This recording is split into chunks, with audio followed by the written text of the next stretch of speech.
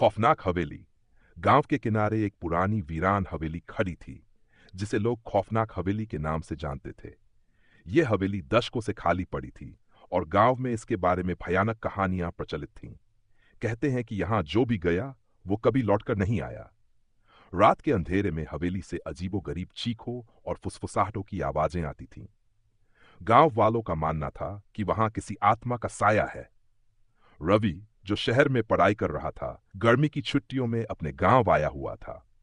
वह बहुत साहसी था और इन भूत प्रेत की कहानियों पर यकीन नहीं करता था। जब उसने हवेली के बारे में सुना तो उसने तय किया कि वह खुद जाकर देखेगा कि वहां क्या रहस्य छिपा है। रात के समय रवि अपने दो दोस्तों सुमित और रोहित के साथ हवेली की ओर बढ़ा। हवेली के पास पहुंचते ही उन्हें अजीब सी ठंड महसूस हुई, जबकि बाहर गर्मी का मौसम था। हवेली के पुराने लकड़ी के दरवाजे को उन्होंने धीरे से खोला और अंदर कदम रखा। अंदर का माहौल बहुत डरावना था। दीवारों पर जाले लगे थे, फर्श टूटी हुई लकड़ियों से भरा था और हल्की हल्की सरसराहट की आवाजें आ रही थीं। जैसे ही वे आगे बढ़े, एक कमरा उनकी नजरों के सामने आया, जिसकी खिड़की टूटी हुई थी। कमरे के अंदर घुसते ही उन्हें ऐसा महसूस हुआ जैसे कोई उन्हें देख रहा हो।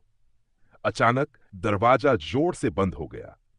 तीनों घबरा गए, लेकिन रवि ने हिम्मत दिखाते हुए मोबाइल की टॉर्च जलाई और कमरे को ध्यान से देखने लगा। तभी उन्हें एक कोने में किसी के होने का एहसास हुआ। जब उन्होंने ध्यान से देखा तो वहां एक परछाई हिलती हुई नजर आई। अब सुमित और रोहित का डर से बुरा हाल था।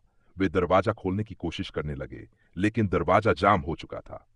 तभी कमरे में किसी की हंसी गूंज उठी। यह हंसी किसी बूढ़ी औरत की थी। तीनों की धड़कनें तेज हो गई। तभी हवा में कुछ आकृतियां दिखने लगीं। सफेद कपड़े पहने एक औरत, जिसकी आंखें गड्ढों जैसी खाली थीं। रवि ने हिम्मत करके पूछा, तुम कौन हो? जवाब में एक भयानक चीख गूंजी और हवेली कांपने लगी। ऐसा लगा जैसे कोई अदृश्य ताकत उन्हें बाहर फेंक देना चाहती हो।